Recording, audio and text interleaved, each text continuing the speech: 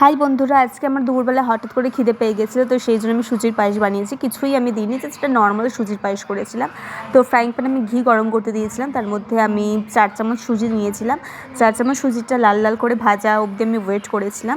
তারপর যেহেতু এমনি হঠাৎ করেই করা হয়েছে, কিছুই ছিল না ঘরের মধ্যে, তো সেই জন্য কাজু কিশমিশ আমন্ড কিছুই দেওয়া হয়নি। তোমরা চাইলে দিতেই পারো সেটা শেষে গার্নিশিংয়ের সময়। তো সুজিটা ভাজা ভাজা হয়ে গেছিলো, ঘিয়ের মধ্যে লাল লাল হয়ে গেছিলো। তো তারপরে এটা আমি সিম্পল কেটলিতে ট্রান্সফার করেছিলাম। ট্রান্সফার করে নেওয়ার পর যেহেতু আমি 4 চামচ সুজি নিয়েছিলাম, তার মধ্যে আমি পরিমাণ মতন 8 চামচ চিনি নিয়েছিলাম। আর যেহেতু আমি এখানে তোমরা একটা কাজ করতে পারো, সেটা হচ্ছে সুজির মধ্যে তোমরা গুঁড়ো দুধ দিতে পারো, গুঁড়ো দুধের জল ওটা ফোটাতে পারো। কিন্তু আমি যেহেতু গুঁড়ো দুধ খাই না, সেই জন্য আমি সিম্পল জল দিয়ে ওটা ফুটিয়েছিলাম। তো ওটা যখন ফুটতে যখন কনসিস্টেন্সিতে চলে এসেছিলো, তখন আমি সেটা সিম্পল নামিয়ে নিয়েছিলাম।